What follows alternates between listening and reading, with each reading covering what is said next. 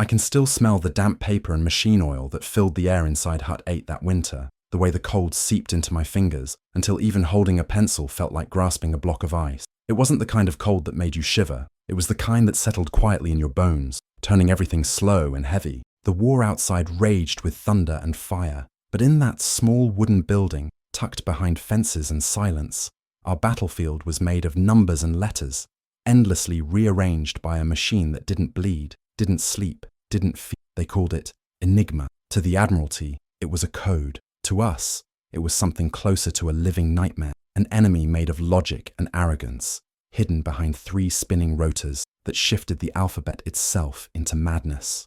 Every day we tried to wrestle meaning out of chaos, and every day it felt like the chaos won. When I first arrived at Bletchley Park, I didn't look like much, just another kid from Ohio with ink stains on his cuffs and a head full of patterns no one understood. I'd been teaching mathematics before the draft came, and when the Navy sent me to Britain, I thought they'd gotten my name mixed up with someone who mattered. They said I'd be helping the British cipher people, but when I stepped inside that hut for the first time and saw the mess of papers, the clacking typewriters, and the hollow-eyed men hunched over logic diagrams, I realized this was no ordinary assignment. It was like walking into the mind of a machine that was slowly driving everyone insane. We didn't wear uniforms most days. We weren't allowed to talk about what we did, not even to each other. Everything we touched was stamped with top secret in thick, red ink. Every mistake could cost lives we'd never know. The first thing I learned was the sound, the endless rhythm of the bombs spinning, a deep, metallic heartbeat that filled the hut day and night. When you worked long enough, the noise became part of you. You could almost hear when something changed, when a machine found a possible match, when hope flickered for a second before dying again. That sound haunted my sleep. So did the faces of the men whose ships we couldn't save, because every time we failed to read a message, somewhere out there, sailors died. And even though I never saw their faces, I felt them like ghosts, pressing against the edges of my conscience. You don't forget that kind of weight. You just learn to carry it quietly. I'd grown up believing war was about courage, about charging into fire and coming out a hero. But at Bletchley, courage meant something different. It meant sitting in that freezing room for 16 hours, tracing patterns no one else could see, fighting exhaustion, and clinging to the fragile idea that maybe today you'd find the one combination that mattered. It meant knowing you might never get credit for it, never even tell your mother what you were really doing. It meant losing yourself in the war without ever stepping onto a battlefield. I remember one of the British officers calling us the silent soldier. He said it with a kind of sad respect. I didn't feel like a soldier. I felt like a ghost with a pencil. Sometimes I'd catch sight of Alan Turing walking past, thin, awkward, his eyes half somewhere else. He barely spoke, but when he did, you listened. He treated Enigma like a living opponent, something that could be outsmarted if you just thought differently enough. I envied that faith. For most of us, the machine was an enemy that couldn't die. I remember one evening, long after everyone else had gone, I stayed behind staring at a cipher sheet, and I thought, maybe they're right. Maybe this is hopeless. I could hear the rain hammering the tin roof, the clock ticking too loudly, and then, without even meaning to, I started talking to the machine, to the ghosts, maybe to myself. I told them I wasn't going to quit. I didn't care how many combinations it took, how many nights I lost, because I had a brother out there somewhere in the Pacific, and the thought that maybe, just maybe, cracking one of these damned messages could keep someone else's brother alive, that was enough. That had to be enough. We all carried something like a reason we didn't talk about, a photo folded into a wallet, a name written on the back of a ration slip. Sometimes, late at night, when the machine stopped for maintenance, the hut would go quiet, and we'd all just sit there, no words, just breathing, just the weight of knowing the world might never know what we were doing or what it was costing us. That kind of silence is heavy. It sits in your chest and stays for years. Even now, decades later, I can still feel it when I close my eyes, the smell of paper, the ticking of the clock, the endless whisper of a war fought in code. Where are you watching this from? Leave a quick comment below. I'd love to know where you're hearing this story tonight. I didn't notice the change at first. None of us did.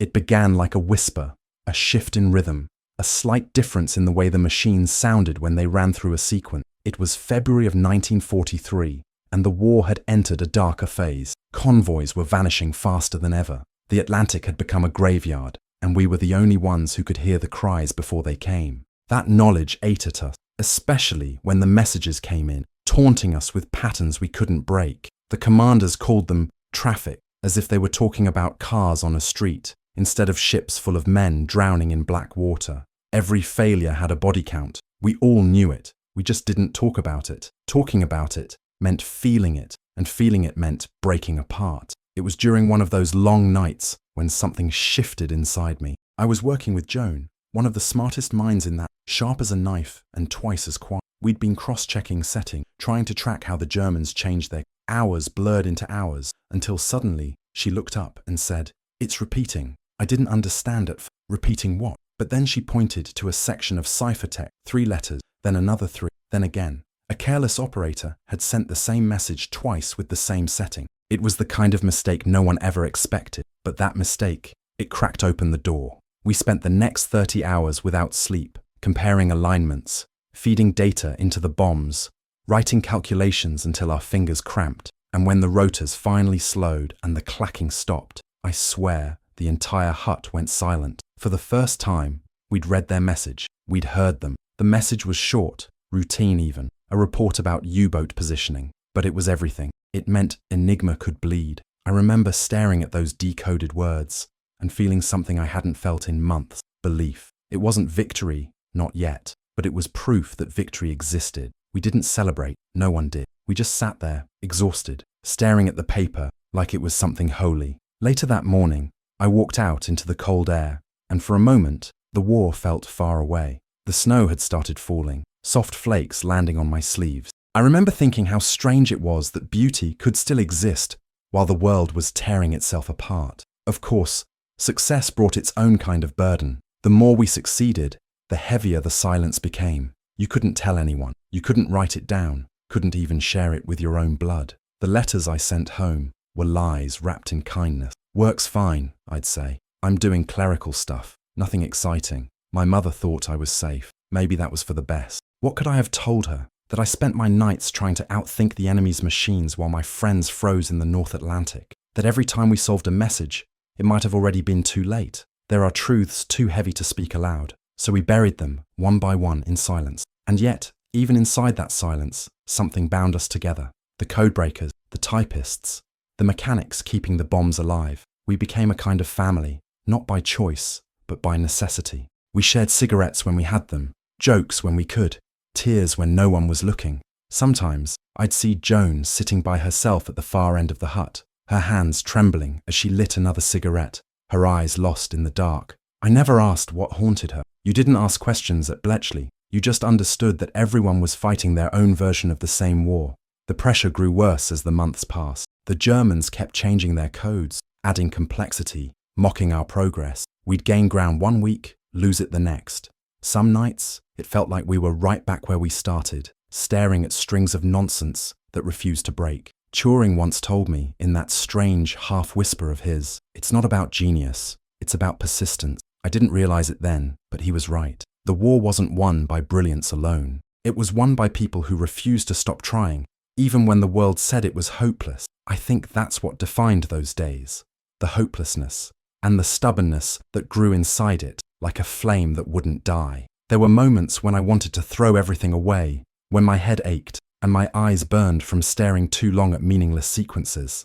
But every time that darkness crept in, I'd picture my brother's face again, smiling before he left for the Pacific. I didn't know if he was still alive. I didn't even know if I wanted to find out. But I knew that if I stopped, if I gave up, then everything he fought for would mean nothing. That thought kept me upright when my body begged me to quit. And maybe that's why I never left. Through the fatigue, through the fear, through the endless noise of machines that never slept, I stayed. Because somewhere in that noise, I began to believe that what we were doing mattered. Not in a glorious medal-on-your-chest way, but in the quiet, invisible way that saves lives no one ever knows about. That kind of purpose gets under your skin. It never leaves. If you're listening to this and you've ever been told something you care about is hopeless, that your effort doesn't matter, trust me, it does. Keep going, even when no one sees you. Because sometimes the smallest persistence can change the course of everything. And if you feel that too, subscribe now. Stay here with me. There's more I need to tell you. The night it all nearly fell apart still lives inside me, sharp and clear, like a wound that never healed. March of 43. The storm outside slammed against the walls of the hut, wind howling like something alive. The bombs roared, their gears spinning in relentless rhythm, their clatter a kind of mechanical scream. We'd been running 24-hour shifts since the Germans switched their naval Enigma to 4 rotors. It changed everything. Overnight, the patterns we'd learned meant nothing. Every key, every alignment, every assumption, gone. The Admiralty called it a setback. To us, it was disaster. The Atlantic was blind again. Ships were dying, convoys disappearing, and we could do nothing but listen. I remember the telegrams arriving, the lists of names. We read them in silence, and then we went back to work. There were nights when the fatigue blurred everything. My hands trembled so badly I could barely type. The room was always cold, but sweat ran down my back anyway. I'd close my eyes and see the endless stream of letters, black on white, marching like soldiers toward nowhere. I'd dream of them, wake up gasping, and still see the code floating behind my eyelids. The pressure was a living thing. Every man and woman inside that hut carried it on their shoulders, invisible but crushing. I saw brilliant minds break under it. One morning, a linguist from Cambridge just stood up, muttered something about the ocean screaming, and walked out into the snow. He never came back. We didn't talk about him after that. We just kept working. The machines kept running, hour after hour, their metallic heartbeat filling the silence. We'd built more of them by then, rows of towering, spinning giants humming with electricity and purpose. The room felt alive, breathing with every rotation. But behind that rhythm, there was desperation. We were chasing an enemy that never stopped adapting. Each day, the Germans sent thousands of messages, and each one was a clue wrapped in defiance. We captured them through radio intercepts, but decoding them was like trying to read a book that rewrote itself every morning. Some days, it felt like Enigma was laughing at us. Then came the message that changed everything. A long burst of intercepted Morse, encrypted under the new 4-rotor Enigma, labeled simply Kriegsmarine, high priority. Normally, that would have gone into the queue like all the others, but something about it caught my attention. Maybe it was intuition, or maybe it was madness. I spent hours tracing its structure, running probabilities in my head, until the world around me blurred into static. I couldn't explain it, but something about the rhythm of the letters felt off, almost human, like whoever sent it had hesitated. I showed it to Joan, and she frowned, then nodded slowly. "They made a mistake," she whispered. Her voice was thin from exhaustion, but her eyes lit with something fierce. "We can use it." We worked for 36 hours straight. No breaks, no food, just endless calculations and the drone of the machines. Every few hours, one of the bombs would stop, and the room would go quiet, except for the ticking of the clock. We'd check the readouts, praying for meaning. Most of the time, nothing. Then spin it again. At some point, the walls began to pulse with fatigue. Even the lamps seemed to flicker slower. But somewhere deep inside that noise, a pattern began to emerge. It was faint at first, so faint I thought I was imagining it. But when we overlaid it with an earlier intercept, the pieces began to align. I remember Joan looking at me, her voice trembling. "If this is right," she said, "we're reading their orders in real time." We fed the data through the bombs again, and this time, the output didn't look like gibberish. It looked like words, German, clear as daylight. The first line read, "Convoy sighted, grid reference 92A. My heart stopped. 92 Alpha, that was one of ours. A British supply convoy heading north, completely unaware they'd been spotted. Without thinking, I grabbed the sheet and ran. My legs barely worked, but I made it to the communications hut. The officers looked up, startled, as I slammed the paper on the table. "They're going to hit the convoy," I said. "We have the coordinates. You need to warn them now." It took them seconds to move. Orders flew. Radios lit up. Somewhere out in the Black Ocean, destroyers turned toward danger they hadn't yet seen. Hours later, the report came back. Enemy contact confirmed. Torpedoes fired. Counterattack successful. The convoy survived. For the first time, lives had been saved because of something we did. Not in theory, not in hope. In fact, I walked out into the night, the wind cutting through me, and I just stood there, under the storm, letting the rain soak through my uniform. I wanted to scream, to cry, to sleep for a week, but instead, I laughed, quietly, madly, in disbelief. For months, we'd been ghosts, unheard, unseen, and now, we'd finally shouted back. That victory changed everything. It proved the 4-rotor could be beaten. It gave the Admiralty faith again, and with faith came more machines, more people, more hours. We barely saw daylight anymore. The work consumed us whole. Every second mattered. Every keystroke was life or death. There was no glory, no applause, just the hum of machines and the endless ticking of the clock. The strain began to show. Some of the others started to lose their edges. Joan stopped sleeping altogether. Turing grew quieter, if that was even possible. I started forgetting things. Names, days, meals. Sometimes I'd blink and realize I didn't know what time it was or when I'd last gone outside, but none of that mattered. The war didn't care if we were tired. It only cared if we kept up. Then came a day that reminded me why we did all of it. I was handed another decoded message, routine on the surface, coordinates, timings, weather reports. But halfway through reading it, I froze. It mentioned a ship by name, the USS Samuel Chase, an American transport. My brother's division had been assigned to her months earlier. For a long time, I couldn't move. My hands shook so badly the paper nearly tore. I passed it to my supervisor, unable to speak. That night, after the message was passed to the Navy and the chase was rerouted, I sat alone behind the hut and cried harder than I ever had. The next morning, I went back to work. The world never knew what had been prevented, but I did. That's the thing about wars like ours. The victories are invisible. No headline, no medals, no parades, just the quiet satisfaction of knowing that somewhere out there, men you'll never meet get to live another day because of something you did in silence. It's a strange kind of pride, a lonely one, but it stays with you. The machines never stopped, neither did we. And though the world outside thundered with gunfire and glory, inside that hut, we waged a different kind of battle, one that no one would understand for decades. The summer of 1944 came heavy and strange. The air at Bletchley was thick with humidity,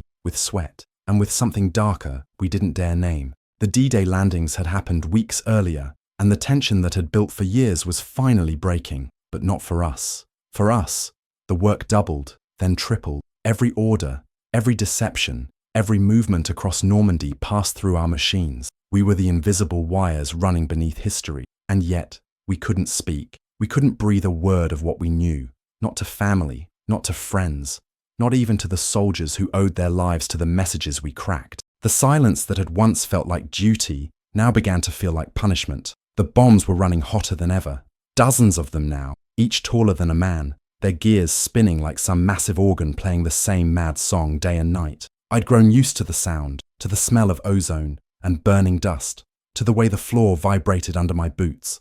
But even the machines seemed tired. We all were. We worked until our minds blurred, until we saw patterns where there were none, ghosts in the static. The fatigue wasn't just physical, it was something deeper, something that crawled inside you and stayed there. Some days, I'd look at my own handwriting and not recognize it. I'd look in the mirror and see someone older, someone hollowed out.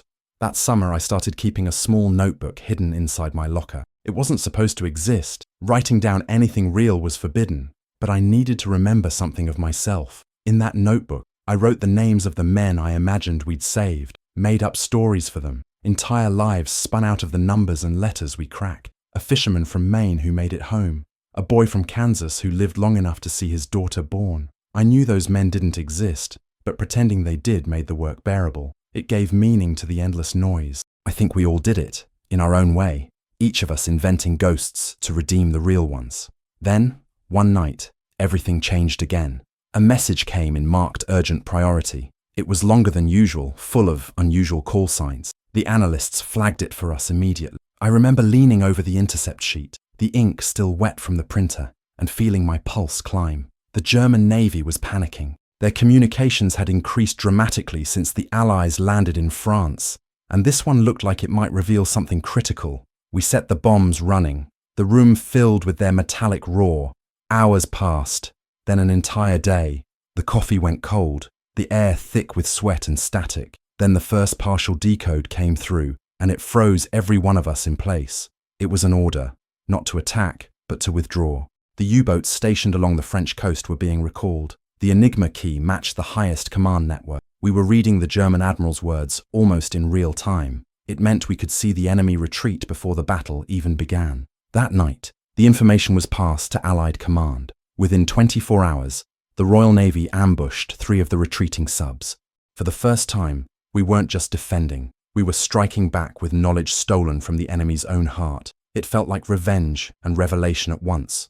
But for every victory, there was a shadow. The more we succeeded, the more isolated we became. The commanders at Bletchley tightened security, demanded silence beyond silence. Rooms were locked, conversations monitored, letters censored. I stopped receiving mail from home altogether. My brother's last letter arrived that spring. He wrote about the heat in the Pacific, the endless horizon, the fear that never left him. He said he missed baseball, said he missed home. Then nothing. I never heard from him again. The next I saw of his name was on a casualty list passed around in whispers months later, killed during an island landing. I read it once, twice, then folded it into my notebook and didn't speak for 2 days. I just worked. Because what else was there to do?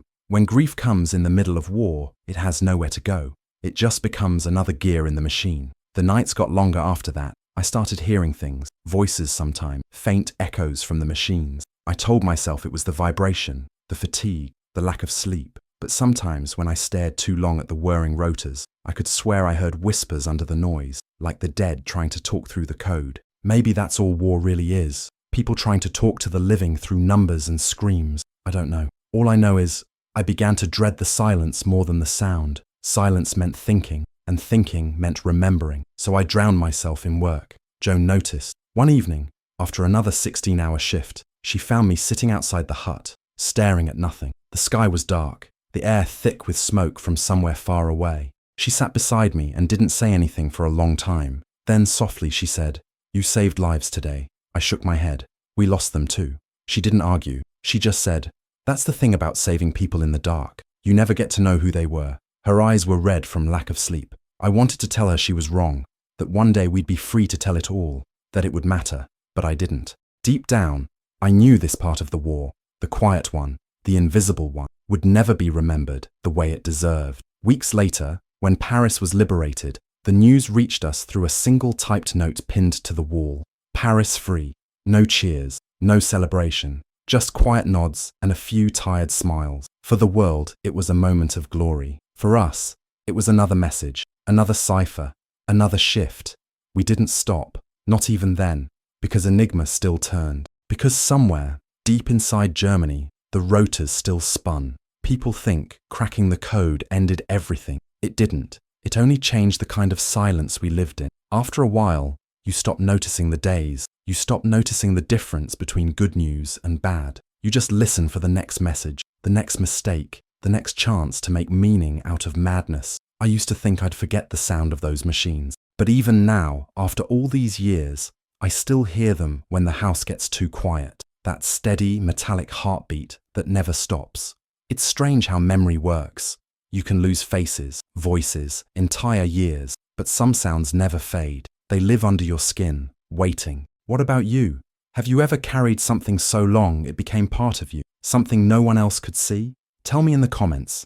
And if you felt that weight, write this down below so I'll know you understand. Some wars never end, they just go quiet. The war didn't end with a bang for me. It ended with a letter, a handshake, and a train ticket. One morning in May of 1945, they told us it was over. Germany had surrendered. The machines were powered down, one by one, the noise fading like a storm finally drifting away. The silence that followed was the loudest sound I've ever heard. We all stood there, not knowing what to do with our hands, our eyes, our lives. Some cried, some laughed. I just stared at the machines, the rows of rotors that had ruled our days, and felt something break loose inside me. Relief maybe, or emptiness. It was hard to tell the difference. They said we could go home, but home wasn't the same word anymore. None of us were. Before I left Bletchley, they made us sign papers that said we'd never speak about what we'd done. Not to family, not to anyone. They said it was for national security. They said history would thank us one day. But for now, we had to vanish back into ordinary life like ghosts pretending to be human again. I remember packing my things into a small duffel bag. There wasn't much. A few notebooks that I had to burn before leaving. A photograph of my brother, creased and faded. A watch that didn't tick anymore. That's all I carried back to America. The train ride south felt unreal. After years of confinement, the open fields and rolling hills looked too bright, too wide. I watched the countryside move past and thought of the messages that never reached their men. Of the ones we saved, of the ones we didn't. For months, I'd been surrounded by people who understood, who carried the same invisible burden.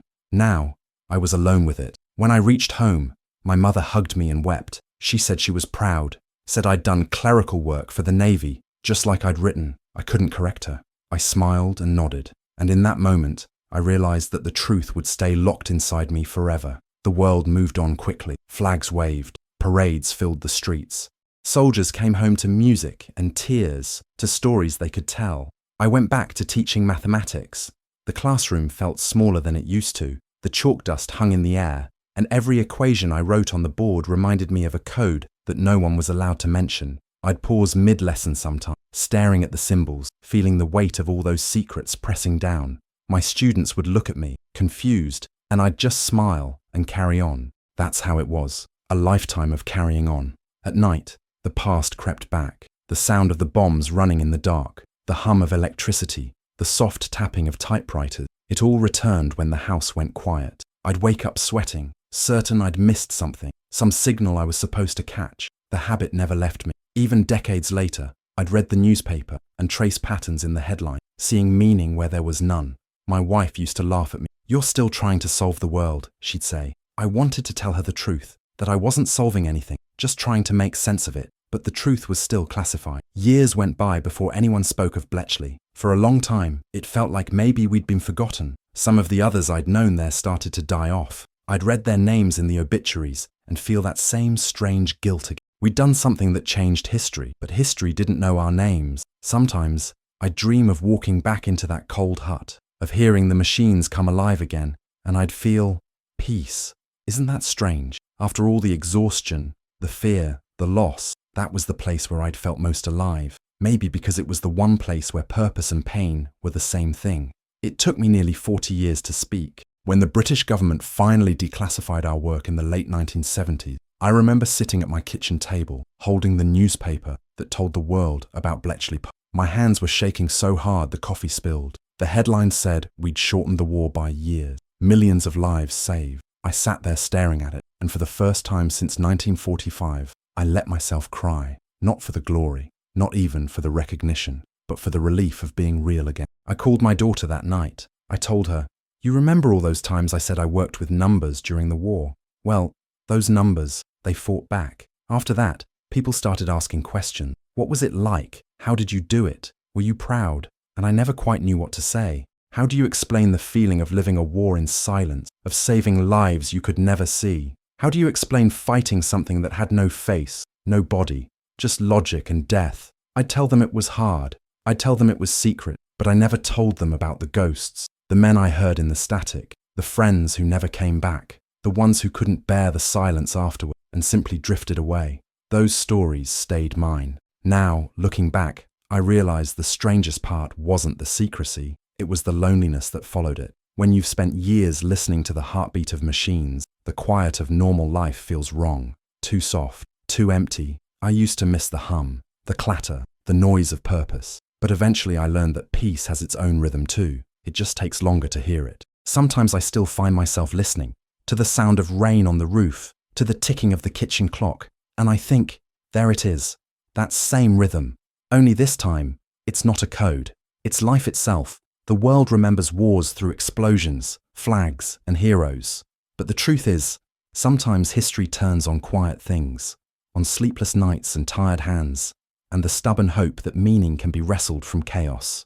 That's what we did. That's what I remember. I don't dream about the war not in the way I used to. The nightmares stopped sometime in my 70s, but that doesn't mean it's gone. The war isn't something that ends. It just changes shape. It hides in the corners of your day, in the sound of a ticking clock, in the static between radio stations, in the way silence feels heavier than it should. Some mornings I wake up before dawn, and for a second, I think I'm back in that hut. The cold air, the smell of oil and paper, the hum of electricity just before the machines begin to turn. Then the memory fades, and I'm left staring at the ceiling, wondering how so much time can pass without ever really leaving a place. After the declassification, I was invited to a reunion in London. I almost didn't go. 40 years had turned all of us into strangers, but curiosity won. When I arrived, I barely recognized anyone. The sharp young faces I'd known had grown lined, weary, softened by the years. Yet when someone laughed or said an old code name,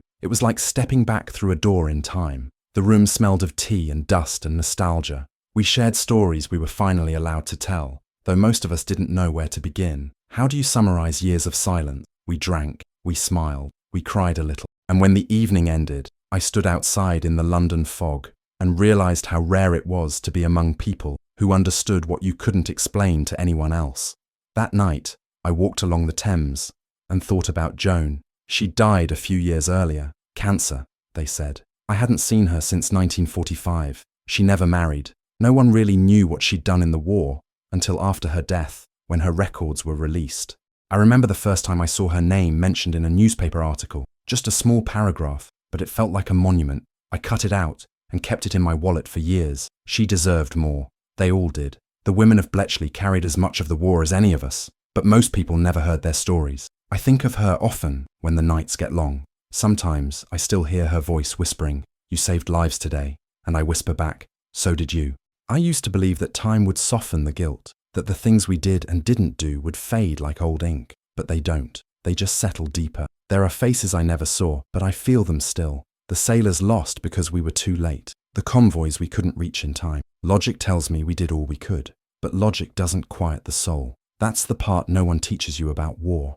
It's not the noise that stays, it's the silence after. The questions that never stop asking themselves. The what-ifs, the almosts, the things you carry in the dark when no one's watching. Sometimes people ask me if I'd do it again, if I'd go back to that cold room, to those sleepless nights, knowing what it would cost. And I always say yes, without hesitation. Because even though it took years from me, years of peace, of simplicity, of ordinary joy, it also gave me something I can't explain. It gave me proof that meaning can exist even in madness, that you can fight a war with nothing but persistence, pencil mark, and faith in numbers, that the invisible can be powerful. I think that's what keeps me grounded now, even when the days blur and the mind drifts, knowing that somewhere, once, we turned hopelessness into hope. I still keep that old watch by my bedside, the one that stopped ticking back in 1943. I could have fixed it years ago, but I never did. Somehow, I like it better that way. It reminds me that time can stop, and you can still keep moving.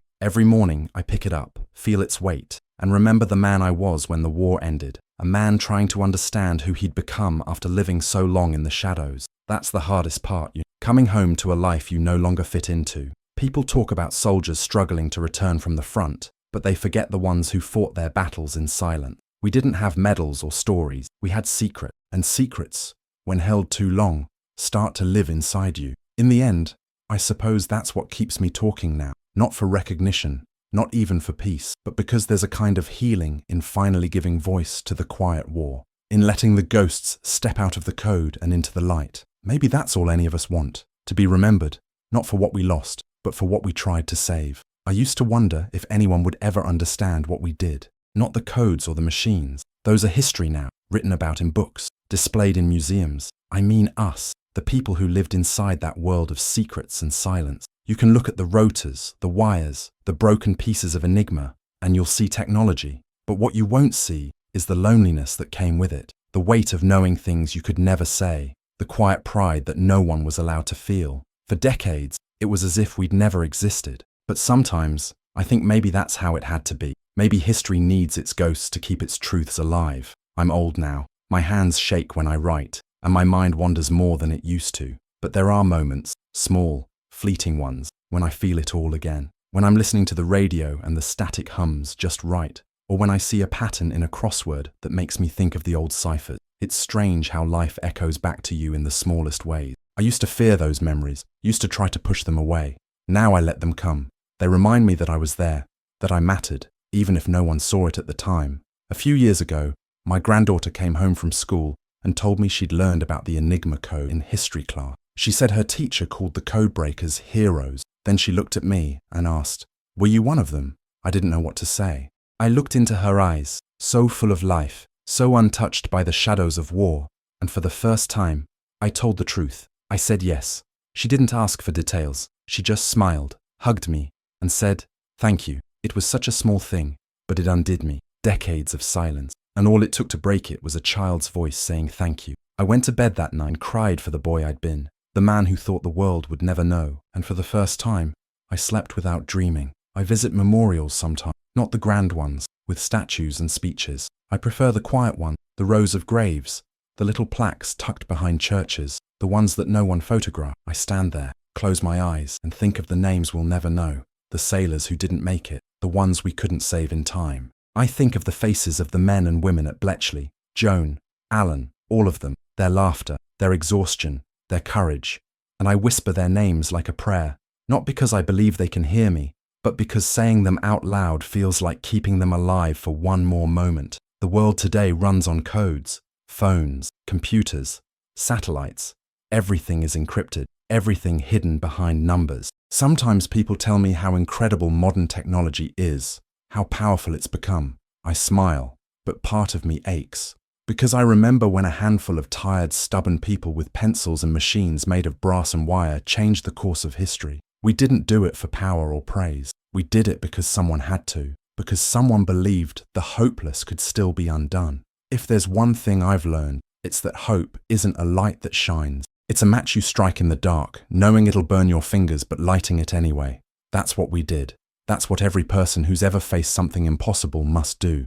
You hold the match, you burn, and you believe it means something. Now, when I sit by the window and watch the sun go down, I think about how far we've come. The world is quieter now, safer maybe, but I still hear the echoes of typewriters, of gears, of the rain on the roof of Hut 8. I still see that boy from Ohio, hunched over his desk, hands shaking, eyes full of doubt, refusing to give up. And I want to tell him, you did it. You found meaning in the madness. You made it home. So if you're listening to this, wherever you are, whatever silence you're carrying, remember that your struggle matters, even when no one sees it, even when the world calls it hopeless. Keep going. Keep believing that what you do in the dark can still bring light to someone else, because it can. I've lived long enough to know it can. And if this story meant something to you, if it made you feel even a spark of that quiet fire, then stay with me here. Like this video, share it, subscribe to the channel, not for me, but for the stories that still need to be told, for the ghosts still waiting to be heard.